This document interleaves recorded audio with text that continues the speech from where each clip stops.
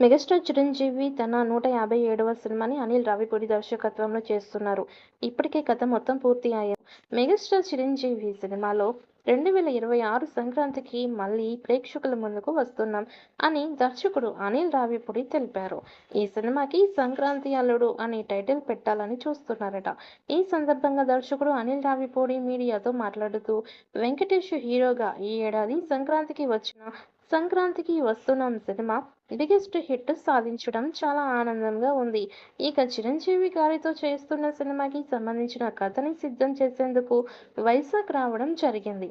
చిరంజీవి గారితో తీసే cinema family entertainer గా ఉంటుంది. గ్యాంగ్ లీడర్, రౌడీ అల్లుడు, ఘరానా మొగుడు రేంజ్ లో చిరంజీవి గారిని ఈ సినిమాలో చూస్తారు. ఈ నెలలో మొత్తం స్క్రిప్ట్ వర్క్ పూర్తవుతుంది.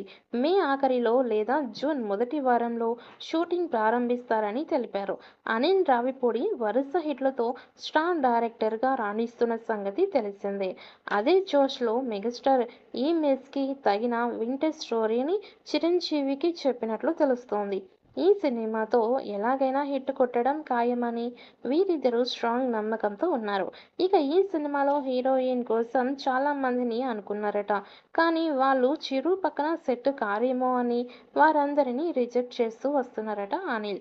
ఈ సినిమాలో హీరోయిన్ గా తమన్నాను తీసుకుంటారని వార్తలు వస్తున్నాయి. సీనియర్ ముద్దుగుమ్మ మిల్కీ బ్యూటీ తమన్నా అయితే పర్ఫెక్ట్ గా ఉంటుందని ఆయన ఫిక్స్ అయినట్లుగా తెలుస్తోంది.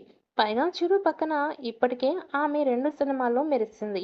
ఇందులో హీరోయిన్ పాత్ర ఇంపాక్ట్ కూడా బాగుంటుందని, ఈ క్రమంలోనే తమన్నాతో చిరంజీవి చేస్తే సినిమాకి మరింత ప్లస్ అవుతుందని ఆలోచనలో ఉన్నారట. ఈ సినిమా కోసం ఆమె గ్రీన్ సిగ్నల్ ఇవ్వడమే మిగిలి ఉందని టాక్ వినిపిస్తోంది.